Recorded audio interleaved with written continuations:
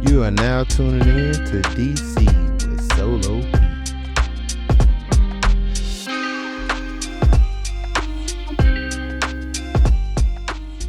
All right.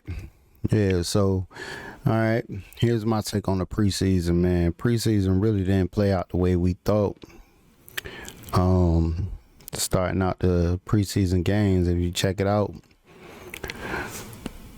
title self-explanatory. 30 watts. The rest fought for 23 spots. I really think, like, the way it played out, we had 30 players sit out, man. Game played out really the way it was supposed to. You had guys out there fighting for 23 spots, and it's really not even 23 spots if you really look at it.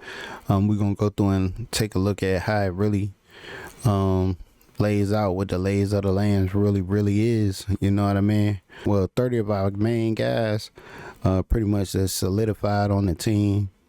Didn't even dress.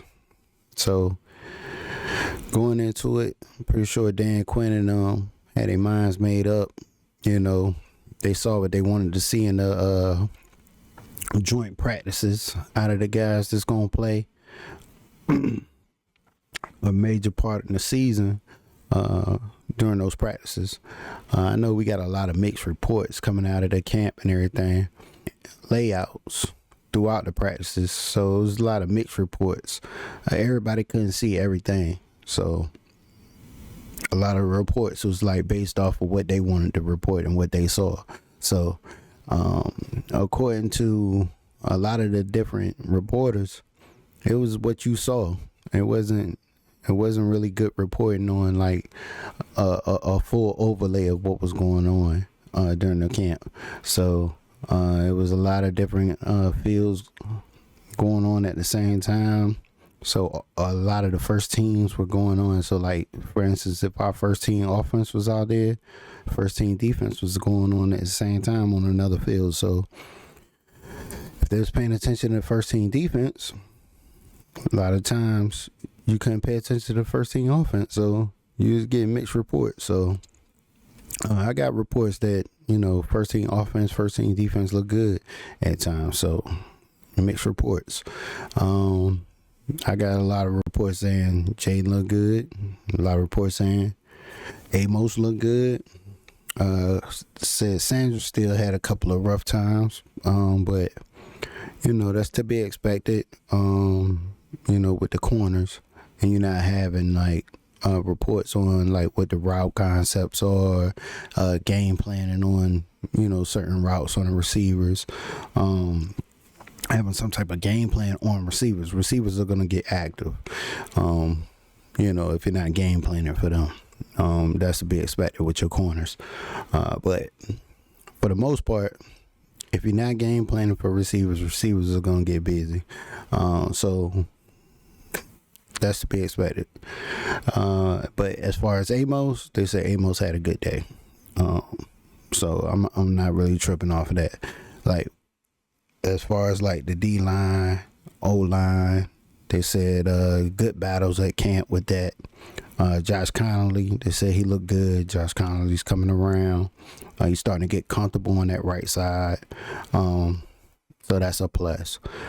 The more he starts to work on that right side, he's starting to get more comfortable.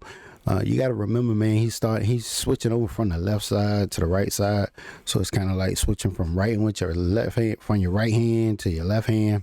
So, you know, you got to get comfortable with switching over. So you just got to be a little bit patient with him. So as they are saying, though, he's starting to get a little bit more comfortable with it. And then also, we got to remember that we are missing both guards. So with the guards being out, that made a difference. So with both our guards being out, that's gonna make a big difference on the interior.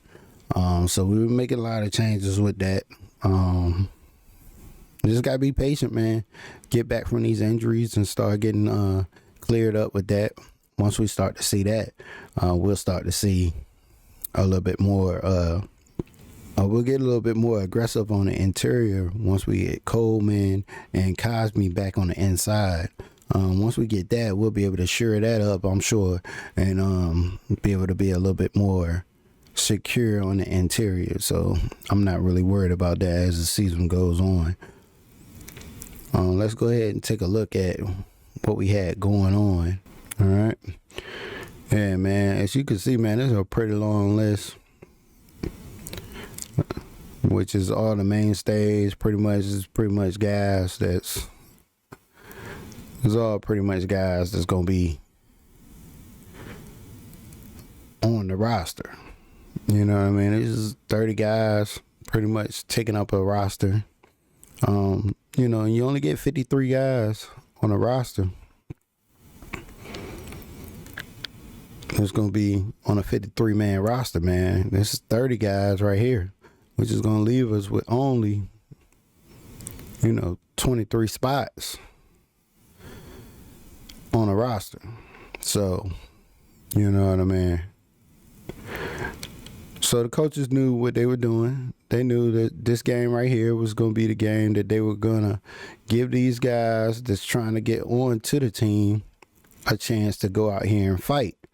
So I think pretty much what Dan Quinn was doing is just giving these guys some more time to get out there with the guys that's already pretty much mainstay, giving a lot of time to do the get out there and fight and get a lot of time during the inter squad practice, getting a lot of time in that.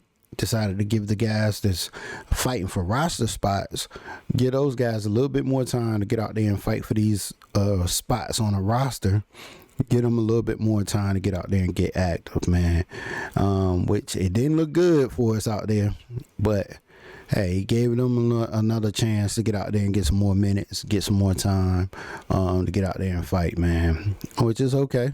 It wasn't pretty. It was ugly, but hey, get them guys a chance, man. You know what I mean? And look, let's see what we at. Here we go.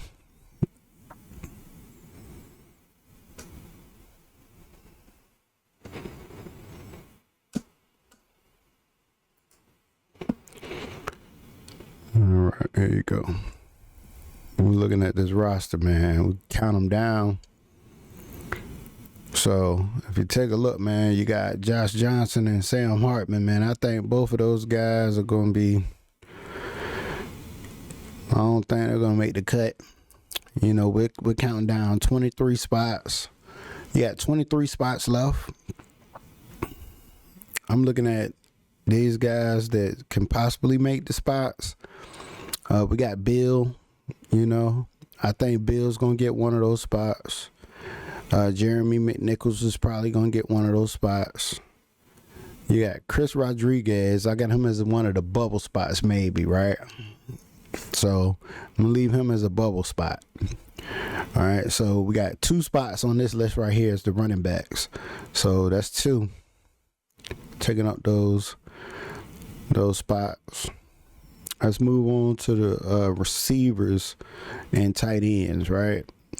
We got Ben Sinnott. Ben Sinnott's going to take up one of those spots.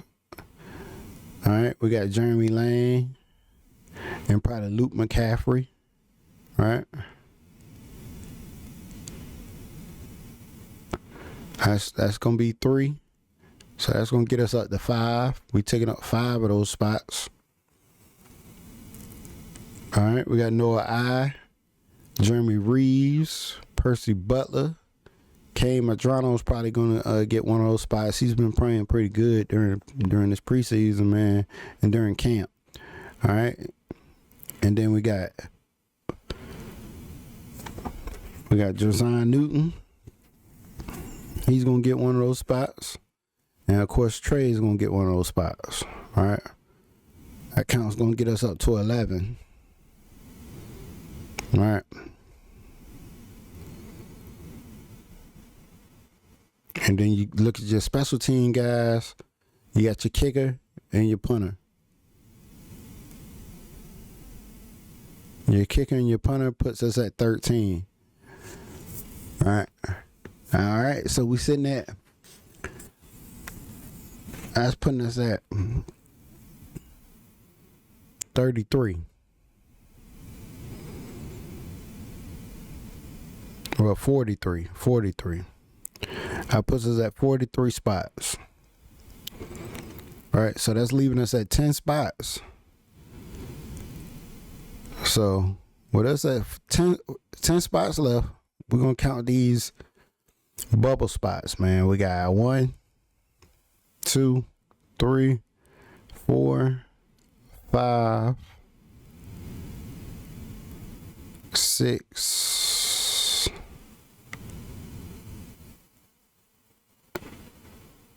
Yeah, we got 6 bubble spots. And then, maybe Josh Johnson or Sam Hartman. That's going to give us 7. Yeah, man. It's not too many spots, man. So if you take a look at it, man, so those guys was out there fighting, and that's pretty much why the game looked the way it did. You know what I mean? You got guys that's fringe guys, man, and sprinkled in with a couple of guys that we know is gonna make the roster. So, and then New England was playing their starters along with their second string guys, man. So he was playing with an upside down roster versus their top end of their roster. So that's to be expected. You know what I mean? And then you turn around and you give a guy a shot to get his chance to get out there. He gets his chance to get out there and show what he can do. And this is what he does, man. Come on, Sam. Sam Hartman gets out there, gets his shot, and goes for 64 yards. It's a bad game, man. Sam Hartman gets 47% completion, average of 3.4 yards, quarterback rating of 33.7. Yeah, I guess it's safe to say, man, Sam Hartman may be a practice squad guy, or he's on the fringe of being cut, man. I'm not sure if Sam Hartman's gonna be able to make the cut this year, playing like this, man. He has another game like this, man. He may not even make the cut. Because the way that he played the other night, that was bad enough for him not even to make the cut. Because I just don't see him being able to make the cut after the way he played that night. If he plays like that again, I could see them moving on from him and giving Josh Johnson the nod to be able to stay on the team. Because there's no reason that they would stay with Sam Hartman and release Josh Johnson because Josh Johnson outplayed him. You know what I mean, guys? I just can't see Sam Hartman staying on the team if he continues to play at this level that he's playing at, because he didn't move the ball at all, and he had open guys. He was missing open guys. He was missing reads, and he was clueless out there. He didn't know what was going on. But if they give him another shot, he's not going to be able to continue to play this way. You know what I mean? But moving on to how I felt about, what I think Dan Quinn was shooting for. I do believe that, Dan Quinn was just trying to fit the final pieces of the roster. Just trying to fill out the final pieces of the roster, just trying to fill out guys that fit the mold of what they're trying to build the Commanders to be. Dan Quinn is just trying to find guys that could go out there and fill the mold of what kind of players he's looking for. Guys can get out there and do what he's looking for players to do. Of course, on special teams, we get out there and we play hard. When he asks for guys to go out there, he asks for guys to go out there and hit. And if you notice, when the special teams was out there, they was not playing the way Dan Quinn likes for special teams to play. Even on the first play. On the first play, when the special teams was out there, they didn't shoot down the field and play aggressive and hit hard. And normally when we have special teams out there, we play aggressive, we play hard, we hit hard. But we also play a lot of guys that play on special teams that actually go out there and play and that start. We have guys that play key roles on offense and defense that play special teams. So a lot of those guys weren't dressed out. So I wouldn't be alarmed at that because a lot of those guys that they had out there on special teams were guys that were still trying to make the team as well. So some of those guys aren't going to be on the team, but they also want to see if the guys can get out there and do what they're asking a normal guys to get out there and do. So they're just trying to find guys that can get out there and do what they're asking the guys on the team to do and fit the mode. If you can't fit that mode, they're not going to keep you. So they want guys to hit the same level and be on the same level as all our guys. They want everybody to be pristine and pressing the button at all times. So if they can't do that, then they're not going to keep you. So and I think with everybody not being at that level and not pressing the button at that level and doing what they were asking for them to do, I think that's going to be able to push the practice level up as well. I think the practice level is going to be pushed up an extra notch just by us getting punched in the mouth this week. Is going to be able to allow Dan Quinn to be able to push them that much further. And I think that was a good thing because he's going to be able to push everybody just a little bit further and get a little bit more out of everybody else. And that's going to be a good thing. I can't wait to see how much more he's going to be able to get out of everybody this week. And the starters are going to be out there on the field this week. So how much more can he get out of them with them playing this week? It's going to be amazing. Hopefully we'll be able to get something good and we'll be able to have something to really talk about this week, because this week we don't have anything to talk about during the game this week. Now, the rookies did show up and I was impressed with some of the rookies and how they showed up and did their job as far as Bill and Connerly Jr., Amos. They all showed up. They all did their part, and I was impressed with them. They all showed up and did what they were supposed to do. But it would be nice for us to be able to get out here and be able to pick out some of the stuff that they did, where we could actually go through and pick the pieces and go through and actually show up and show some pieces on what we actually wanted to show. Tune in to next week's episode to see what we got going. Hopefully next week goes a lot better and we don't have to deal with the crap that we had this week, and we'll have a whole lot better episode, and the players are going to bless us with something to laugh and talk about, and we won't have to deal with the crap we dealt with this week. Holla.